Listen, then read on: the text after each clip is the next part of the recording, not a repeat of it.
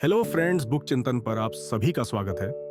दोस्तों, जैसे जैसे समय बदलता जाता है बहुत सारी चीजें बदलती हैं और जो चैलेंज हमारे सामने आते हैं उनके नए नए सॉल्यूशंस भी सामने आते हैं। समय रहते हमें भी उन सॉल्यूशंस को समझना चाहिए। आज के दौर का सबसे बड़ा चैलेंज है डिस्ट्रैक्शन, टाइम को मैनेज ना कर पाना और प्रोडक्टिव ना हो पाना। इसी चैलेंज को सॉल्व करने के लिए जो नई थ्योरी, जो नया कॉन्सेप्ट आज हम डिस्कस करने वाले हैं वह है माइंड मैनेजमेंट का, ना कि टाइम मैनेजमेंट का। आज की बुक समरी है mind management not time management, productivity when creativity matters, जिसे लिखा है डेविड कड़वी ने। बात यह है कि कई बुक्स और स्पीकर्स यह बताते हैं कि अपने टाइम को कैसे अच्छे से इस्तेमाल किया जाए। वे आपसे यह करने या वह करने के लिए कहते हैं, लेकिन सच्चाई यह है कि चीजों को पूरा करने का टाइम मैनेजमेंट से कोई ताल्लुक ही नहीं है। यह सिर्फ इस बात पर डिपेंड करता है कि आप अपने माइंड को कैसे मैनेज करते हैं। यह समरी माइंड मैनेजमेंट को पाने के लिए आपको कुछ सिंपल और पावरफुल टेक्निक्स सिखाने वाली है। तो आइए बिना देर किए शुरू करते हैं mind management not time management, productivity when creativity matters. आप इसे अपने चारों ओर देखते हैं। रोज लोग पैसा कमाने की भागदौड़ में लगे रहते हैं, इसीलिए आपको हर एक सेकंड को सही जगह पर इस्तेमाल करना चाहिए। पैसा कमाने के लिए आप अपना कैलेंडर अलग अलग एक्टिविटीज से इस कदर भर देते हैं कि आपके पास आराम करने का वक्त ही नहीं होता। इतना ही नहीं, आजकल तो लोग मल्टीटास्किंग भी करने लगे हैं, यानी कई काम एक साथ करना, जैसे लंच करते हुए अपने ईमेल का जवाब देना। क्या ये वही हसल कल्चर यानी भाग दौड़ वाला कल्चर है जिसका एक हिस्सा बनकर सभी गर्व महसूस करते हैं? क्या हमेशा थका थका रहना, गुस्सा करना या परेशान महसूस करना आम बात हो गई है? यह समरी यह साबित कर देगी कि टाइम मैनेजमेंट अब किसी काम का नहीं रहा और इससे आपको कुछ भी हासिल नहीं होगा। आप यह सीखेंगे कि माइंड मैनेजमेंट से सक्सेस पाने और कोई भी काम करने में कैसे मदद मिल सकती है। आप यह भी सीखेंगे कि कुछ पाने के लिए किसी भी तरह की जल्दबाजी करने की कोई जरूरत नहीं है। टाइम मैनेजमेंट नहीं, माइंड मैनेजमेंट अपने गोल्स को पाने का बेहतर तरीका है। इस बुक के ऑथर डेविड कड़वी खुद को एक राइटर नहीं मानते थे। उन्हें बचपन से ही लिखना कुछ खास पसंद नहीं था, लेकिन एक दिन उन्हें एक ऐसी बुक डील ऑफर की गई जिससे कोई बेवकूफ ही मना करता। इसीलिए डेविड ने अपनी लाइफ को इस तरह प्लान किया कि वह एक बुक लिख सकें। सबसे पहले उन्होंने इस बात का ध्यान रखा कि उनके पास बुक लिखने के लिए अच्छा खासा टाइम हो। उन्होंने अपने दोस्तों के साथ डिनर और दूसरे प्लान्स को कैंसिल कर दिया, लेकिन इनकी जगह अपने राइटिंग सेशंस को रखने लगे। डेविड ने डेट्स पर जाना भी छोड़ दिया, यहां तक कि अपनी ग्रोसरी और खाना भी घर पर डिलीवर करवाने लगे। उन्होंने अपनी बुक लिखने पर फोकस करने के लिए जी जान लगा दी। एक राइटर के दिमाग में शब्दों का जैसे एक पिटारा होता है, पर वह शब्दों के साथ खेल जाते हैं। लेकिन डेविड के लिए यह सब इतना नेचुरल या आसान नहीं था। जब वह लिखने बैठते तो एक शब्द भी नहीं लिख पाते थे और ना जाने कंप्यूटर के सामने बैठे बैठे यूं ही कितने घंटे निकल जाते। फिर उन्हें खुद पर प्रेशर महसूस होने लगा। डेविड को अगले कुछ हफ्तों में बुक का 25% काम खत्म करके पब्लिशर को दिखाना था। अगर वह ऐसा नहीं कर पाते तो डील कैंसिल हो सकती थी।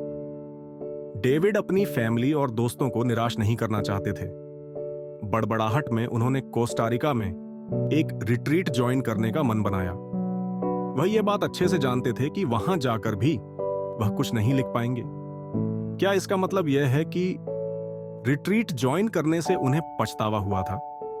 बिल्कुल हुआ था, लेकिन डेविड ने सोचा कि जगह बदलने से शायद उन्हें राइटर्स ब्लॉक से बाहर निकलने में मदद मिलेगी। डेविड को रिट्रीट के लिए हां कहने के बाद पछतावा होने लगा और वह अपने घर से बाहर निकल गए। वह अपनी फ्रस्ट्रेशन को दूर करना चाहते थे।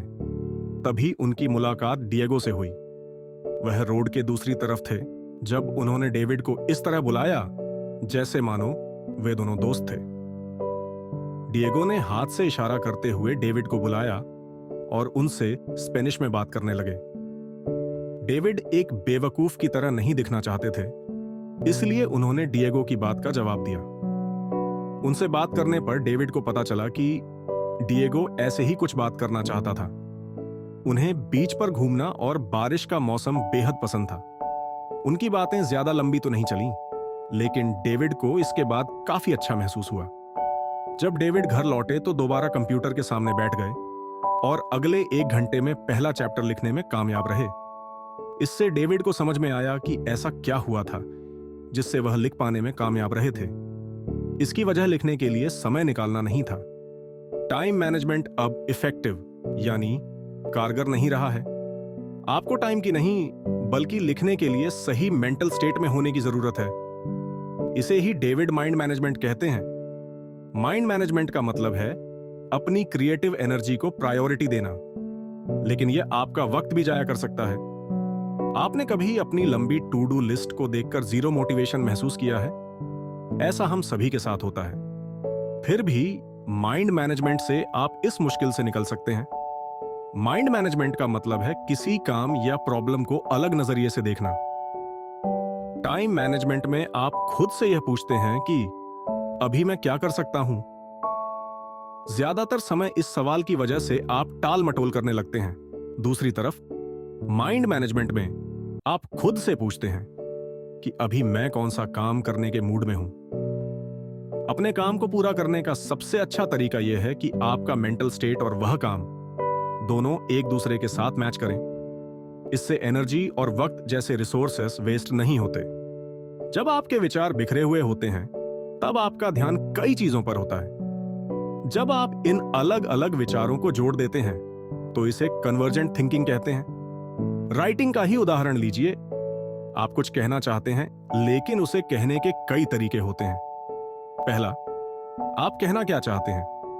क्या आप इसे फॉर्मल तौर पर कहना चाहते हैं या फिर ऐसे जैसे आप एक दोस्त से बात कर रहे हो?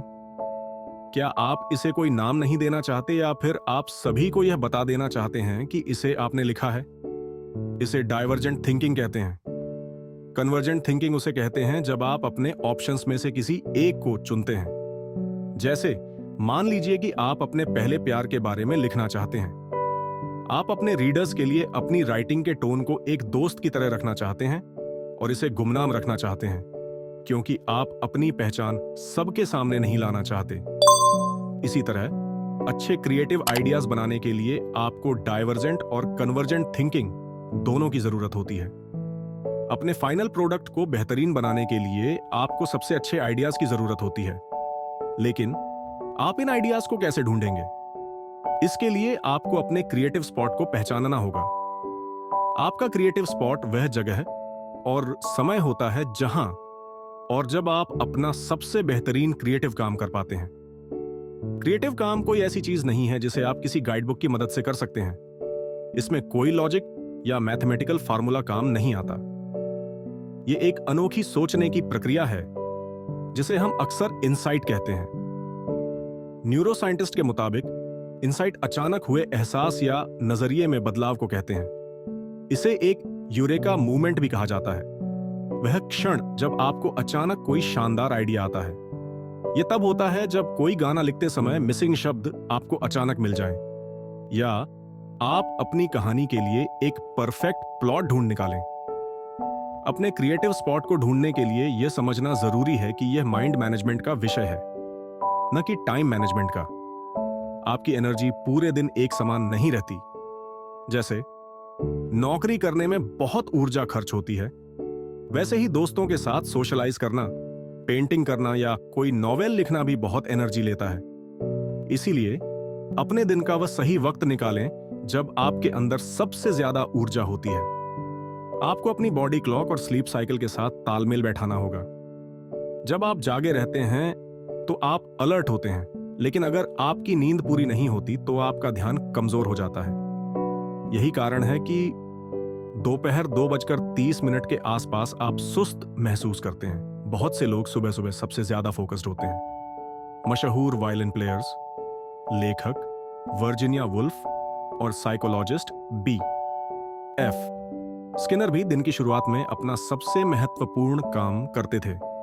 डेविड ने फर्स्ट ऑवर रूल नामक तकनीक अपनाई थी, जिसमें वे अपने दिन का पहला घंटा सबसे महत्वपूर्ण प्रोजेक्ट पर लगाते थे। ऐसा करने से काम जल्दी और बेहतर तरीके से पूरा होता है। क्रिएटिविटी के 4 स्टेज होते हैं। जब आप असल में लिख या पीआरएच नहीं रहे होते, तब भी आप क्रिएटिव हो सकते हैं। सोशल साइकोलॉजिस्ट ग्राहम वॉलस ने क्रिएटिविटी के 4 स्टेज बताए हैं। पहला स्टेज प्रिपरेशन यानी तैयारी। इसमें आप अपने प्रोजेक्ट के बारे में सब कुछ सोचते हैं। उदाहरण के लिए, आपकी स्टोरी के कैरेक्टर कौन होंगे, गाना कितना लंबा होगा, या पेंटिंग के लिए किन रंगों का उपयोग करेंगे।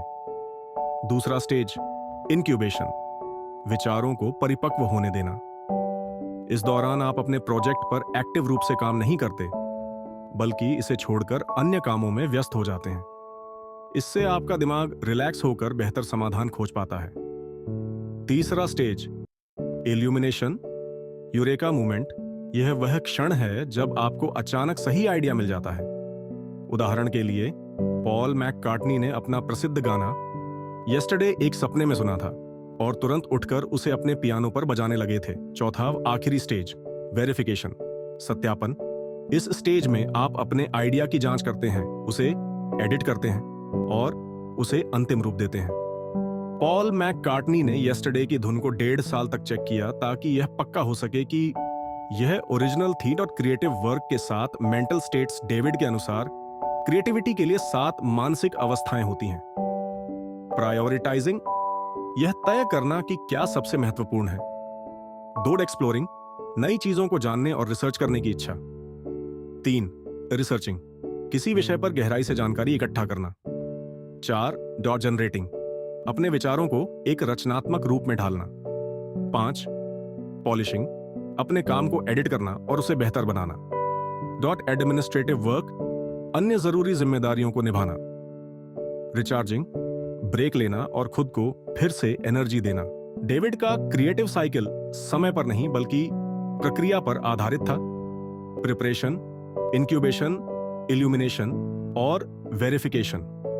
वे रात में रिसर्च करते, सोते समय आइडियाज इंक्यूबेट होते, सुबह यूरेका मूवमेंट आता और दिन भर एडिटिंग होती।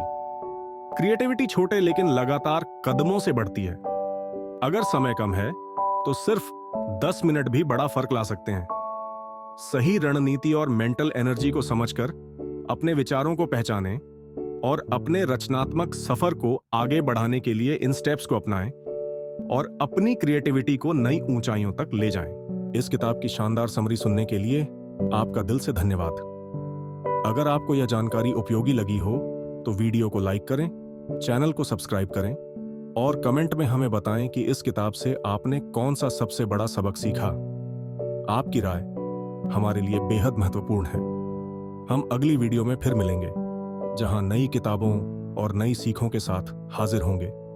तब तक के लिए अपना ख्याल रखें, सीखते रहें और आगे बढ़ते रहें।